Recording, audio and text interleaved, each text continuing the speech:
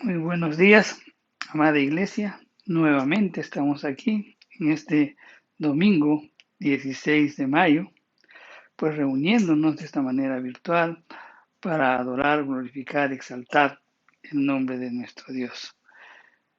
Hemos alabado, hemos glorificado el nombre de nuestro Dios y ahora es el momento en que podamos recibir su palabra. Así que vamos a orar. Padre Santo, en el nombre de Jesús, Señor, como siempre nos ponemos en tu presencia y en esta mañana levantamos los ojos a ti y te pedimos tu dirección, Señor, que seas tú hablando a nuestra mente, a nuestro corazón, que tu palabra, Señor, nos permita reflejarnos a nosotros mismos y que pues salga a la luz aquellas imperfecciones, que salga a la luz aquellos pecados, que salga a la luz el modo como estamos viviendo, que seamos confrontados y que nos lleve pues a tomar decisiones que nos permitan crear nuevos hábitos o de repente desechar aquellas, uh, aquellos hábitos que son mm, o que van en contra de tu voluntad y también pues que podamos desechar, quitar todo pecado de nuestra vida. Señor, en el nombre de Jesús, pues ilumínanos, habla lo más profundo de nuestro corazón y permítenos, Señor, que podamos poner por obra lo que vamos a aprender en esta mañana. Todo esto te lo pedimos en el nombre de Jesús. Amén. Bien, vamos a continuar en esta mañana con nuestro estudio del libro de Mateo. Vamos a continuar después de que hicimos un paréntesis la semana anterior en donde tuvimos que dar un mensaje pues por el Día de las Madres. Pues ahora continuamos con nuestro libro, con el estudio del libro de Mateo. Hoy vamos a seguir pues con el capítulo 8, los versos del 18 al 22. El mensaje lo hemos titulado Obstáculos para seguir a Jesús. Así que vamos a leerlo, Mateo capítulo 8, versos del 18 al 22. Y las escrituras nos dicen lo siguiente. Viéndose Jesús rodeado de mucha gente, mandó pasar al otro lado. Y vino un escriba y le dijo, Maestro, te seguiré a donde quiera que vayas. Jesús le dijo, las zorras tienen guaridas y las aves del nido cielos, mas el Hijo del Hombre no tiene dónde recostar su cabeza. Otro de sus discípulos le dijo, Señor, permíteme que vaya primero y entierre a mi padre. Jesús le dijo, sígueme, deja que los muertos entierren a sus muertos. Amén. Una porción de las escrituras que nos van a invitar a reflexionar sobre cómo estamos siguiendo a Jesús. Vamos a ubicarnos bien dentro del contexto en el que fue, en el contexto en el que se desenvuelve toda esta escena. Jesús se encuentra en Cafarnaúm, al norte, al noreste, exactamente del mar de Galilea. Una gran multitud acude al sitio donde Jesús estaba. Muchos tal vez por curiosidad o quizás para pedirle pues sanidad, ¿no? Sanidad a ellos mismos o de repente a algún familiar o algún amigo. Y es que los milagros pues producían gran afluencia de gente y que ellos pues buscaban en alguna medida remediar sus males con la acción de nuestro Señor. Entonces, esta situación hizo de que el Señor diese la orden de pasar al otro lado, es decir, a la ribera oriental del lago. Ahora, uno podría preguntarse y decir, ¿por qué Jesús quería trasladarse al otro lado del mar cuando las multitudes seguían trayéndole enfermos y endemoniados. Podrían ser muchas las respuestas que podríamos dar a esta pregunta, pero podríamos mencionar tres que nos invitarían a observar mejor esta decisión. En primer lugar, porque podría ser que nuestro Señor necesitaba pues descansar después de una labor tan intensa, ¿no? De estar pues con mucha multitud de gente que llevaban a los enfermos, los endemoniados, un trabajo arduo, y obviamente el Señor necesitaba descansar y no, y al ver que la gente seguía viniendo, dijo mejor nos vamos al otro lado. Esa podría ser una razón. También otra, porque Jesús pues estaba generando gran entusiasmo entre las gentes y también había un interés creciente de saber de él. Este entusiasmo podría provocar manifestaciones externas como consecuencias pues de considerar al Señor como el Mesías libertador. Recuerden que el pueblo de Israel estaba esperando un Mesías libertador. Y entonces ese pensamiento, ese entusiasmo podría traer problemas para el pueblo y también para el ministerio de Jesús. Por eso también podría ser otra razón por la cual se fue. Quería pasar al otro lado del río. Y otro motivo también, obviamente, era el odio que estaba despertando entre el liderazgo religioso y político de la nación. Lo cierto es que el Señor pues dio la orden de pasar al otro lado del río. Es importante resaltar la autoridad de Jesús, ya que Mateo dice que Jesús mandó pasar al otro lado, o sea, muy claramente. Y es que en cada momento de su ministerio, del ministerio de Jesús, se aprecia pues su condición divino-humana de Jesús de Nazaret, porque él sana enfermedades, expulsa demonios y también tiene palabras de autoridad como ningún otro maestro. Entre tanto, que los discípulos pues hacían preparativos para zarpar de la orilla hacia el lado occidental, ¿no? O sea, querían trasladarse, perdón, del lado occidental al lado oriental. La multitud se aparta de Jesús y en ese momento se acerca un escriba para manifestarle su deseo de seguirle. En este primer caso de este discípulo que se le acerca a Jesús, vamos a ver el primer obstáculo, y es el primer obstáculo de seguir a Jesús, y es la comodidad personal. Vamos a examinar lo que pasó ahí con este pedido de este escriba.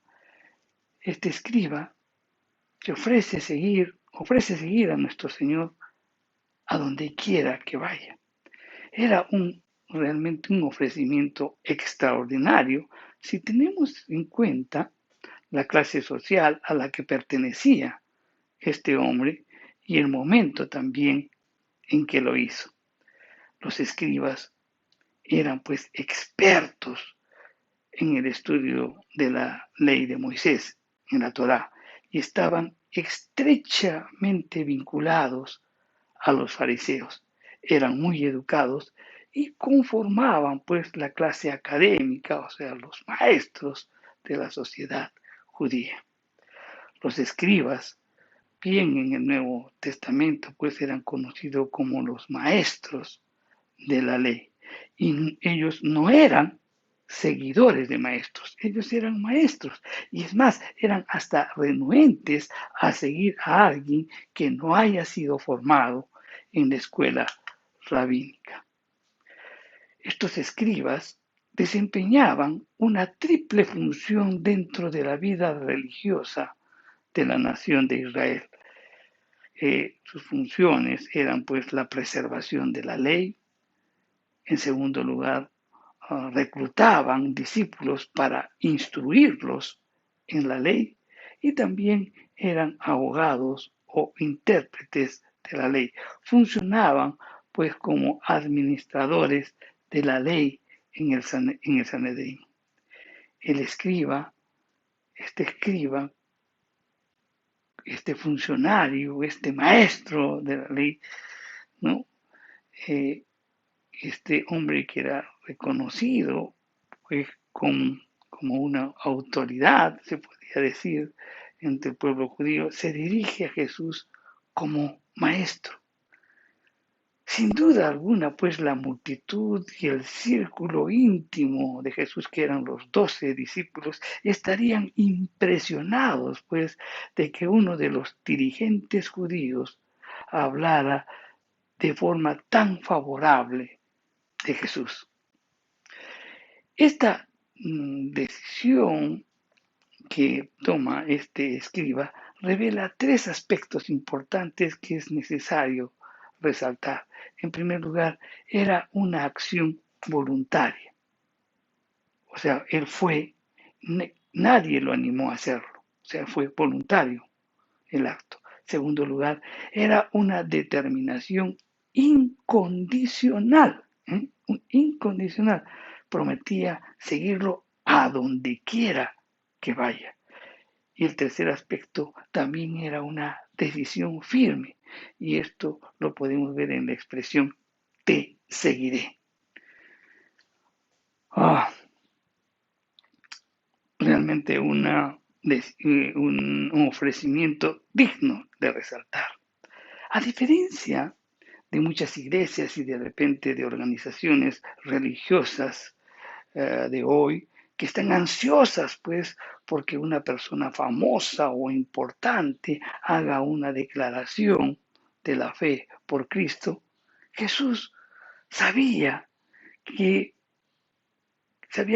en una fuerte profesión o confesión de fe no refleja necesariamente un fuerte compromiso.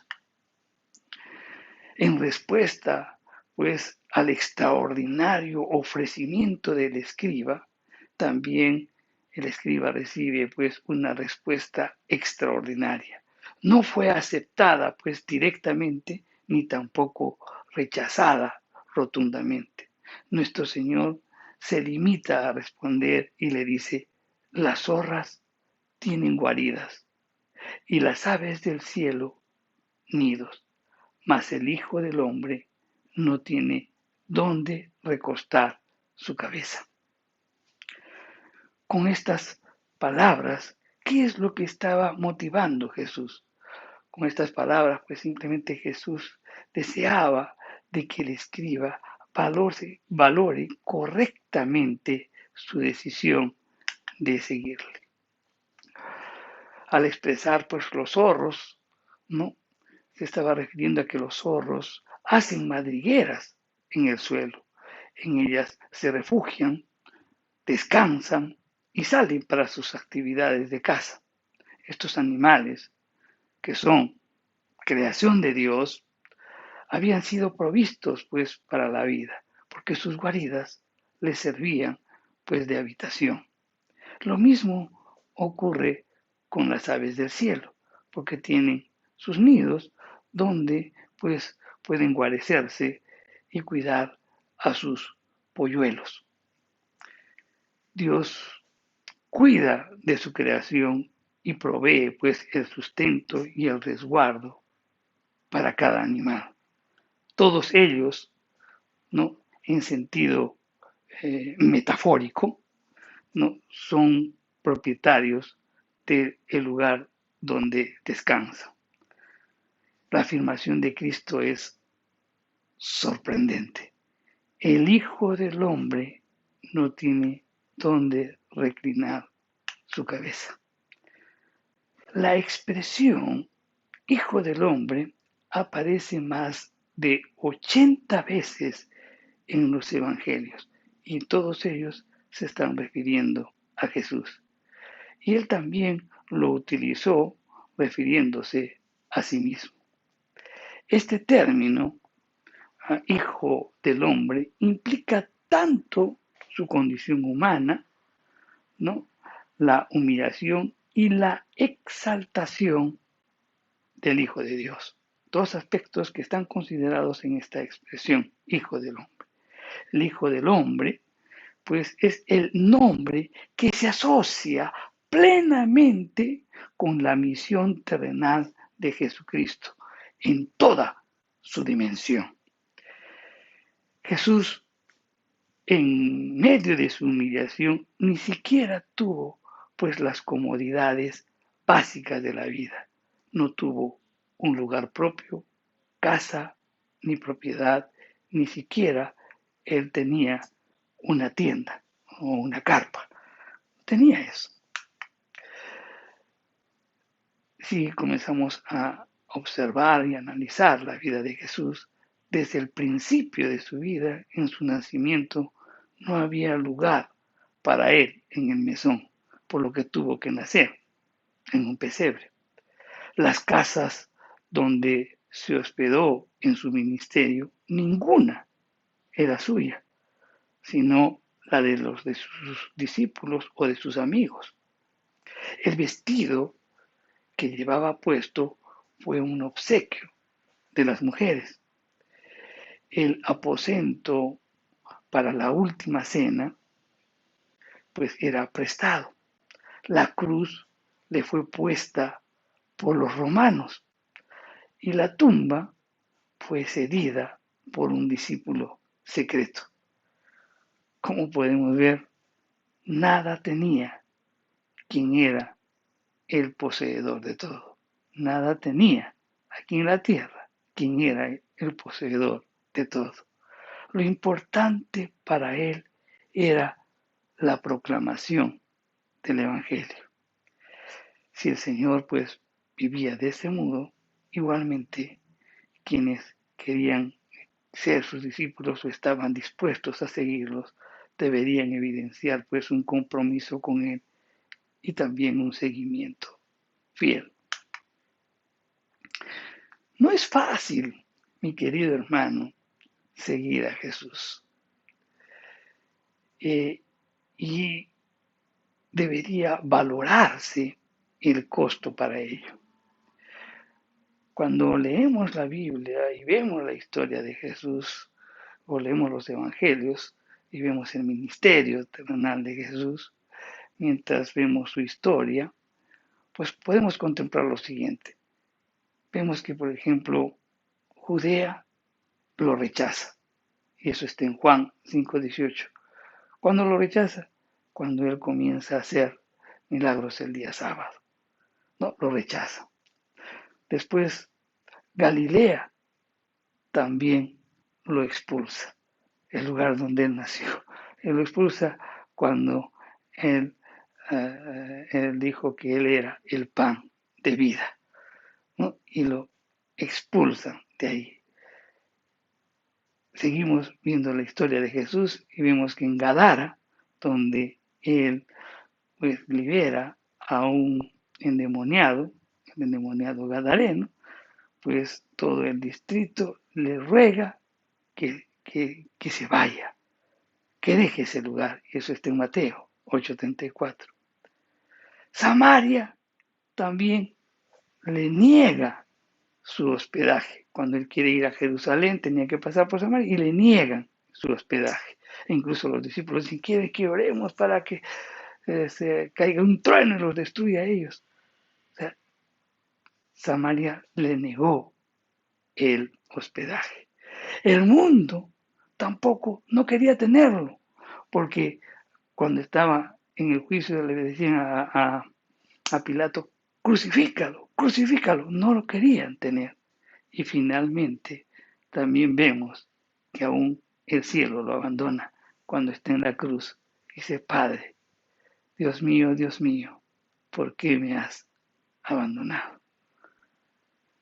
Entonces, con todas estas cosas, lo que Jesús al responderle al escriba es que le estaba motivando de que este escriba calcule el costo, pues antes de tomar esa decisión de poder edificar la torre, de poder edificar ese discipulado, ¿no? En Cristo.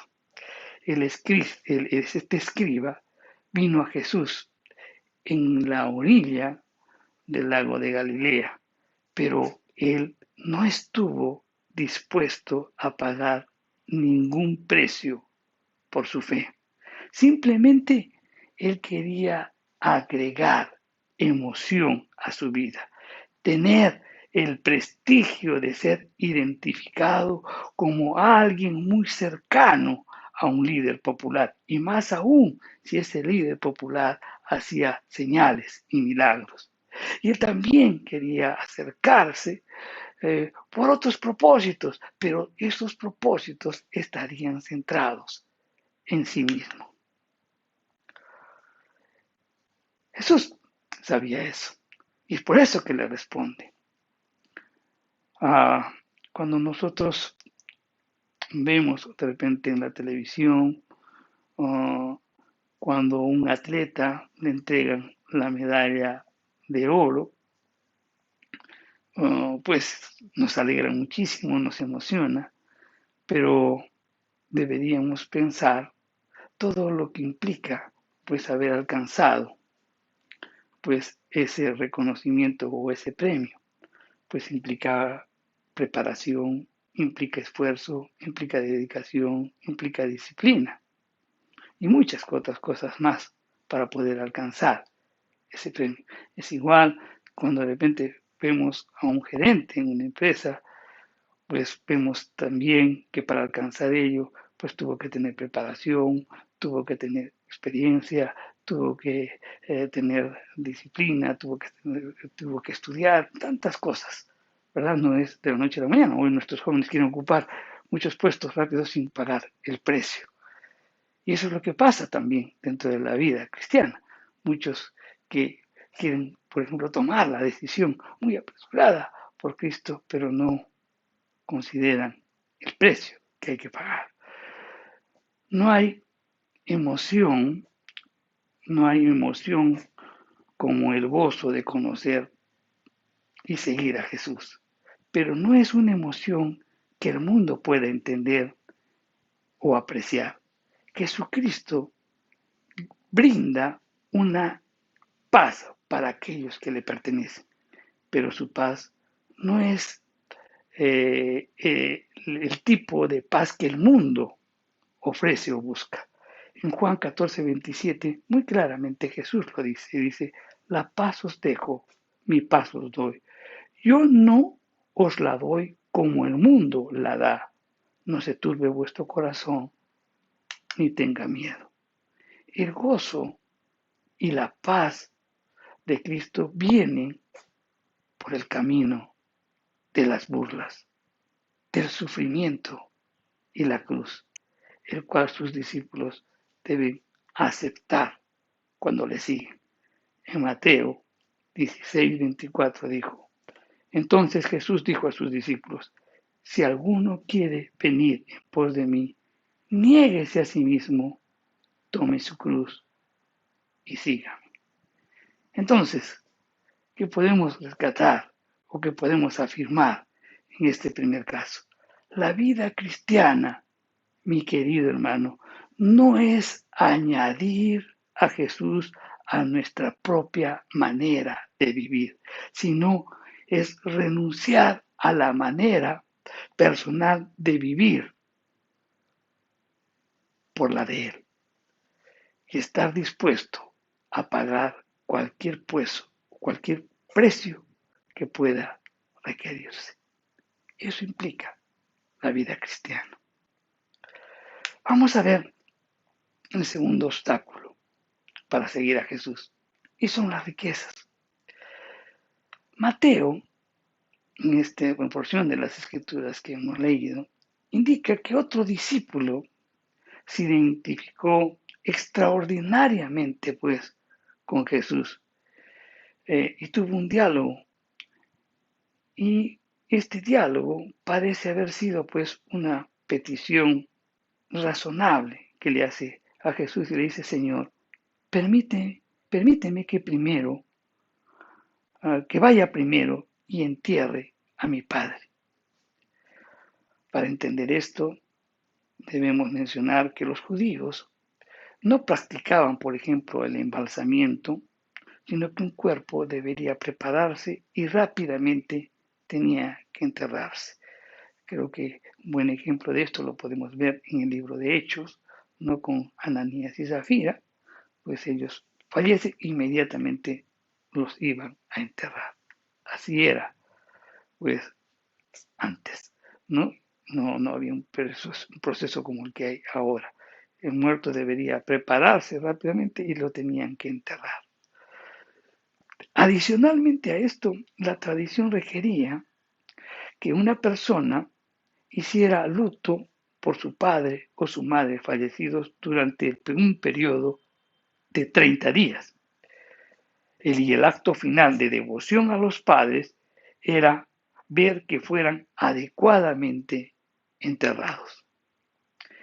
El hecho de pedir a su padre, no enterrar a su padre, no significaba que su padre había muerto, por si acaso, porque esta expresión se refería a la responsabilidad del hijo de ayudar a su padre en el negocio familiar hasta que el padre muriera y la herencia se distribuyera. Este compromiso, pues, de decir, deja que entierre primero a mi padre, implicaba un periodo tal vez corto de tiempo o un periodo de tiempo bastante largo, que podrían ser 30 o 40 años, o más de repente, si el padre era relativamente joven. Por costumbre, la herencia de un individuo se perdía o se reducía si éste no cumplía pues con las responsabilidades esperadas con la familia. La frase debo enterrar a mi padre frecuentemente equivalía a quiero esperar hasta recibir mi herencia. Este segundo discípulo superficial no quería arriesgarse pues a perder su herencia si se comprometía por completo con Jesús. Quería este discípulo estar asociado con Jesús en nombre, pero el enfoque de su vida estaba en su prosperidad y en su bienestar personal, no en servir al Señor. La expresión, al parecer sin sentido, deja que los muertos entierren a tus muertos, refleja una retórica proverbial, ¿no? Que significa permite que el mundo se ocupe de las cosas del mundo. Los espiritualmente muertos pueden encargarse de sus propios asuntos. La responsabilidad de un individuo como discípulo de Jesucristo es predicar el Evangelio, llevar las buenas nuevas de la vida eterna a quienes están espiritualmente muertos. La responsabilidad del cristiano no es seguir e imitar al mundo, sino ser un testigo para el mundo en el nombre y el poder de Cristo. La ciudadanía de un cristiano está pues en el reino vivo y eterno de Dios, no en el reino muerto y decadente de este mundo. Este segundo discípulo, al igual que el primero, desaparece de la escena sin ninguna otra mención. Al parecer, ninguno de estos dos hombres quiso analizar más el asunto. Y es que las exigencias de Jesús eran demasiado altas y el atractivo pues del discipulado prácticamente desapareció. Jesús declara y dice, síganme. Es como si dijera, niégate a ti mismo, toma tu cruz y sígueme. Cualquier cosa, mi querido hermano, que se aprecie más que Cristo es un obstáculo hacia Cristo y se pondrá entre la persona no salva y su salvación. Al igual que el escriba, la afirmación de este último discípulo parece pues perfectamente razonable. Solamente pues que tomaría unos pocos días o semanas a lo sumo para dar a los padres la simple cortesía de despedirse. Jesús conocía muy bien el corazón de este hombre y que su motivación era débil y su lealtad era dividida. Todavía este hombre estaba atado pues a las faldas de su padre y se hallaba bajo el dominio y el control de estos. La decisión, mi querido hermano, de seguir a Jesucristo es una decisión exclusiva y personal que debe hacerse. Es maravilloso cuando amigos y parientes animan a alguien pues a tomar una decisión por Cristo. Y es trágico cuando aconsejan que lo hagan en contra de Cristo. Pero cualquiera que pueda ser las influencias externas que uno puede recibir, el compromiso solamente lo puede hacer uno. El compromiso es único. Ese compromiso es exclusivo y personal de cada individuo. Jesús dejó muy claro que el compromiso con Él es total y sin reservas, o no es compromiso en absoluto. Vamos a leerlo. Está en Mateo 10, los versos del 34 al 38. Y nos dice, no penséis que he venido para traer paz a la tierra. No he venido para traer paz, sino espada. Porque he venido para poner en disensión al hombre contra su padre, a la hija contra su madre, y a la nuera contra su suegra. Y los enemigos del hombre serán los de su casa. El que ama a padre o a madre más que a mí, no es digno de mí. El que ama a su hijo o hija más que a mí, no es digno de mí. Y el que no toma su cruz y sigue en pos de mí, no es digno de mí. Entonces, esto nos hace ver que si hay una persona permite algo que refrene que lo refrene de una lealtad absoluta a Cristo, no es digna del reino de Dios. Jesús acá no está hablando pues de servicio cristiano, sino está hablando de salvación. Dios no salvará a alguien que llegue a Él en esas condiciones, en donde ponga a algo superior a Él. A lo largo de muchos siglos, muchas personas se han maravillado de Jesús. Han aclamado, ¿qué cosa? Su autoridad. Han aclamado su amor. Han aclamado su sabiduría. Han aclamado su pureza. Han aclamado su poder. Han aclamado su provisión. Han aclamado su sanidad. Y han aclamado también hasta su deidad. Pero han fallado en entregarse a Él. Elogian y profesan a Jesús, pero luego se alejan. Los dos casos mencionados se acercaron personalmente a Jesús y parecían llegar en forma positiva, hablando bien del Señor Jesús y proclamando su deseo de seguirlo. Jesús dijo unas palabras que están registradas en el Evangelio de Juan. En Juan 6:54 dice, el que come mi carne y bebe mi sangre tiene vida eterna, y yo le resucitaré en el día postrero. En otras palabras, creer en Jesucristo es tener identidad total con Él.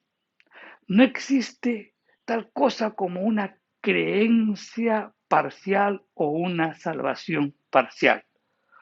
Una persona que no se compromete totalmente a Cristo no cree en Él, sin que importe cuántas cosas positivas pueda decir en cuanto al Señor.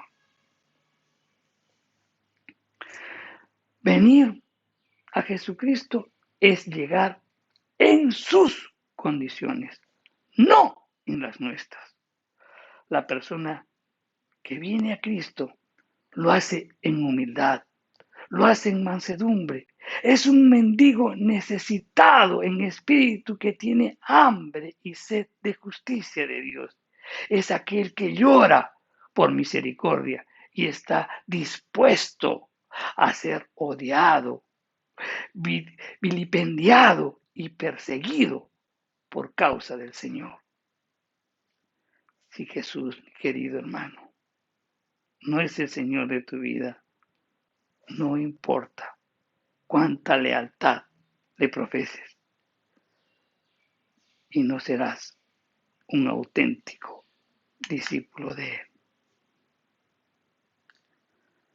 Resumiendo, ¿qué nos enseña este pasaje? En primer lugar, que las personas que manifiestan su deseo de acercarse a Cristo y ser sus discípulos, pues a esas personas deberíamos advertirles de forma clara y directa que calculen el costo. No todo es color de rosa por si acaso. Hay que pagar un precio para ser discípulo de Cristo. Cuando uno toma una decisión por Cristo, hay una corona de vida al final. Pero sabes, hay una cruz que debemos cargar diariamente.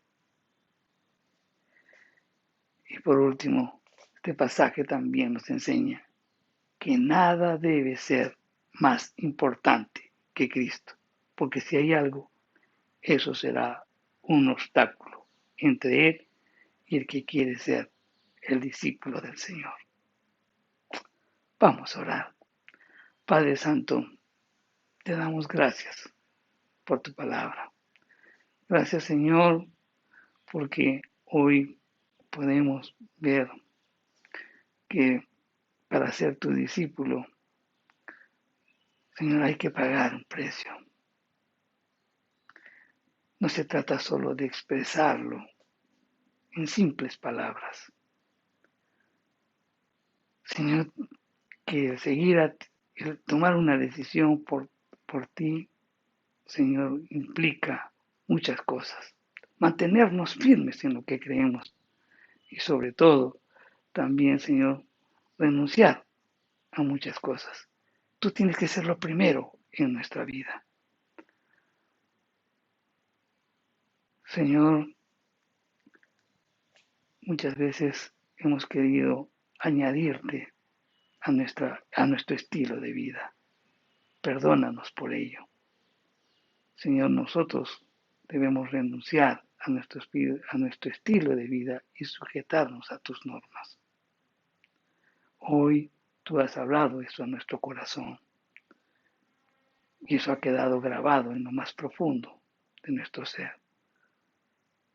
No se trata de hablar o tomar o profesar, confesar lo bueno que eres, la sabiduría que tienes, la pureza, el poder que tienes, si es que verdaderamente nuestro corazón no ha sido transformado y darte el primer lugar en nuestra vida. Ayúdanos en ello, Señor. Todo esto te lo pedimos en el nombre de Jesús. Bien, hermanos, meditemos en lo que hemos aprendido en esta mañana. Ah, antes de finalizar, también queremos orar y vamos a orar por todas las personas que están afectadas por el COVID. Eh, de una manera especial vamos a orar por nuestra familia pastoral. Nuestros pastores han sido afectados pues por el COVID y ahora como iglesia necesita la oración de cada uno de nosotros. Así que nos ponemos a la brecha y oramos e intercedemos por, por nuestro pastor, por el pastor Adolfo. Vamos a orar, acompáñanos. Padre Santo, en el nombre de Jesús, Señor, queremos orar en esta mañana por todas las personas que vienen luchando con esta enfermedad producida por el virus, uh, por este virus y que ha ocasionado una pandemia en todo el mundo. Señor, oramos por la familia pastoral, oramos por el pastor Adolfo, por su esposa Susi y por sus hijos. Señor, si tú lo permites y tú has permitido de que puedan, que estén pasando por esta prueba, es porque también, Señor, tú estás buscando que podamos mm, orar por ellos, que podamos también identificarnos con ellos, que mostremos también nuestro amor por ellos y también ellos también estarán ratificando su fe y su esperanza en ti, Señor. Padre Santo, oramos en el nombre de Jesús porque puedas restablecer su salud y en el nombre de Jesús, pues queremos echar fuera toda opresión sobre su vida, toda enfermedad sobre su vida, Señor, y clamando a ti por misericordia, porque extiendas tu mano sanadora, Señor, sobre sus cuerpos, Señor, y que les des esa sanidad, esa restauración que necesitan para gloria tuya, Señor. Como iglesia, muchas maravillas hemos visto. Y unidos ahora, Señor, queremos clamar por el pastor que tú pusiste aquí al frente de esta congregación. Señor, como iglesia, pues estamos dolidos porque a quien pusiste como líder está pasando momentos difíciles y nosotros pues nos ponemos a la brecha orando, clamando, suplicando y pidiendo por ti misericordia. Extiende tu gracia, Señor, para gloria tuya. En el nombre de Jesús te lo pedimos. Amén. Bien, hermanos, sigamos orando también por cada uno de los familiares que tengamos afectados por el COVID. Bien, recordemos una cosa antes de retirarnos o antes de poder seguir haciendo nuestras actividades. Somos bendecidos para bendecir a los demás. Que tengan un maravilloso día para la gloria de nuestro Dios.